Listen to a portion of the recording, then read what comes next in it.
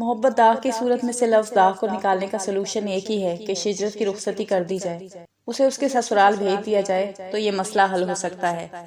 ڈرامے کی اچھی خاصی کہانی جا رہی تھی، لیکن نہ جانے اب ڈرامہ کس رخ کی طرف موڑا جا رہا ہے۔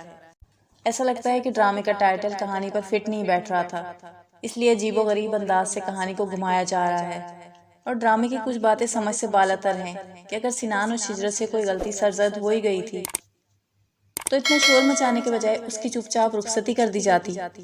اگر اس کی پریگننسی کے بارے میں محلے والوں کو پتہ چل بھی گیا تھا تب بھی رخصتی کر کے لوگوں کے منہ بند کر دیے جا سکتے تھے۔ آخر رخصتی نہ کرنے کی کیا لاجک بنتی ہے؟ خیر دوسری طرف آفاق والی سٹوری کا بھی کچھ سر پیر نظر نہیں آ رہا۔ اگر وہ باپ نہیں بھی بن سکتا تو دنیا کا کوئی پہلا مرد تھوڑی ہے جس میں یہ خرابی ہے۔ کیا ان کے محلے والے اتنے ہی فارغ لوگ ہیں کہ ہر وقت انہی کے مسئلوں میں پڑے رہتے ہیں؟ خیر اب ایپیسوڈ 19 میں دکھایا جائے گا کہ محسنہ شجرت کو طعنے دیتی ہے کہ تم نے ہمیں کہیں کا نہ چھوڑا، تمہارا باپ ایک عزت دار شخص تھا، تم نے اس کی عزت بھی رون ڈالی، تم تو زندگی کے امتحان میں ہی فیل ہو گئی۔ باقی گھر والے بھی شجرت کی ٹھیک ٹھاک کلاس لیں گے اور اسے خوب ذلیل کریں گے۔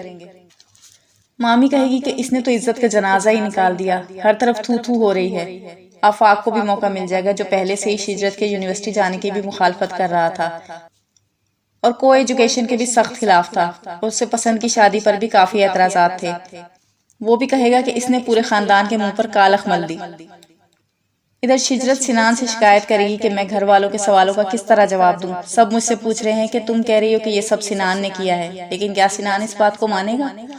اب اصولاً تو سنان کو یہ کہنا چاہیے کہ اب تمہاری رخصتی کا وقت آ گیا ہے اور ہمیں ہمیشہ کے لیے ایک ہو جانا چاہیے، مگر سنان کا بھولا پن دیکھ کر تو ایسا محسوس ہوتا ہے کہ اس کا دل ہی نہیں چاہ رہا کہ اس بچے کو قبول کرے۔ وہی سنان جو شجرت کی آنکھوں کی تعریفیں کرتا نہیں تھکتا تھا، اب اس کی آنکھوں سے بھی اسے پہچان نہ پایا اور بڑے آرام سے کہہ دیا کہ جی فرمائیے۔ دلچسپ بات تو یہ ہے کہ سنان کی ماں بھی صرف شجرت ہی کو قصوروار ٹھہرا رہی ہے کہ ایسی بدکار عورت کو میں اپنی بہو نہیں بنا سکتی۔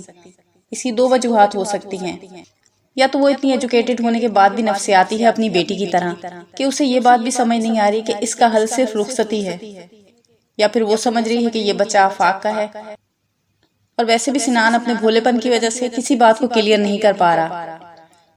خیر اب آگے کافی انٹرسٹنگ سینز دیکھنے کو ملیں گے۔